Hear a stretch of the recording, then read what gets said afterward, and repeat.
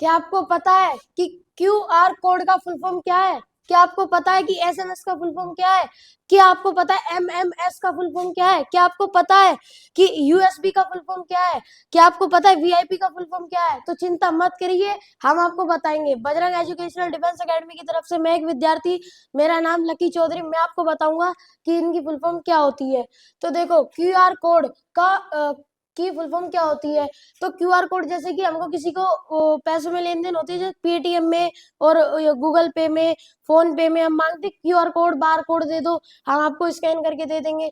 तो QR code की वो फुल फॉर्म होती है क्विक रिस्पांस कोड, जल्दी हम आपको रिस्पांस देंगे, ठीक है। और एसएमएस यानी मैसेज करते हैं हम, उसी को एसएमएस बोलते हैं। तो एसएमएस की फुल फॉर्म होती है short message service, short message service.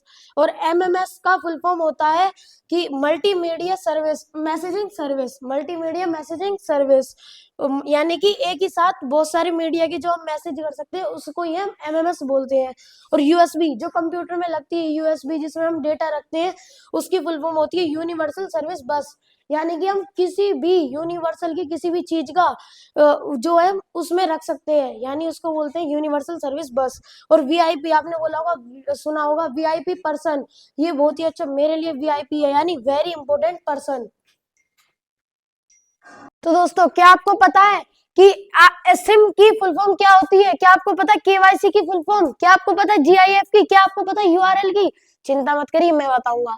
तो सिम यानी हम जो मोबाइल में डालते हैं, उसकी फुल फॉर्म होती है सब्सक्राइबर आइडेंटिटी मॉड्यूल, यानी जिसको हम फॉलो कर रहे हैं उसकी आइडेंटिटी हमको पता रहनी चाहिए, उसके लिए हम सिम लाते हैं, ठीक है। और केवाईसी की फुल फॉर्म होती है नो योर कस्टमर, यानी हम अपने ग्राहक के बारे में जानते हैं, तो उसके लिए जानने के लिए क्या चाहिए, पैन कार्ड चाहिए, आधार कार्ड चाहिए, ये तो ये सब आ जाते हैं केवाईसी में। और जीआईएफ हम मैसेज करते हैं, तो हमको मैसेज में इमोजी भी मिलती है और जीआईएफ भी मिलता है। तो इमोजी का ही ग्राफिक्स कर देते हैं, जब हम अपग्रेड कर देते हैं तो हमको मिलता है जीआईएफ। तो इसकी होती है ग्राफिक्स इंटरचेंज फॉर्मेट, यानी कि इमोजी को ही हम चेंज करके बना देते हैं जीआईएफ। और यूआरएल, यूआरएल किसी वेबसाइट को सर्च करने से पहले हम डालते हैं www डॉट, ये होता है यूआरएल। www की भी फुल फॉर्म आपको पता होगी, वर्ल्ड वाइड वेब। और इसकी जो फुल फॉर्म होती है यूआरएल की, वो होती है यूनिफॉर्म रिस्पांस लोकेटर। फिर से मैं आया हूँ एक और वेरी इंपॉर्टेंट क्वेश्चन लेके, और वेरी इंपॉर्टेंट से याद आया, वीआईपी हमने बताई थी, वीआईपी की फुल फॉर्म और वेरी इंपॉर्टेंट पर्सन। और अब फिर से आओ, आरसी की फुल फॉर्म, डीएल की फुल फॉर्म, एनओसी की फुल फॉर्म, एसडीएम की फुल फॉर्म, डीएम की और आईएएस की फुल फॉर्म हम आपको आज बताने वाले हैं।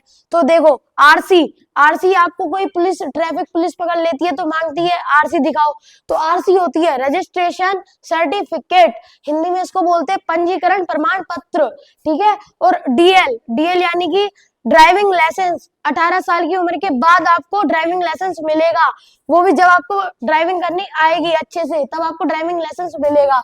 और एनओसी, एनओसी होता है नो ऑब्जेक्ट सर्टिफिकेट, यानी कि आपने बैंक से लोन लिया और आपने चुका दिया, तो बैंक आपको देंगे NOC, non no objection certificate, यानी कि 1 साल बाद आपके पास बैंक वाले आएंगे कि आपने लोन लिया था और आप लोन दो, तो आप उनको ये दिखा सकते हो कि हमने लोन भरा था और आपने हमें एनओसी भी दी थी।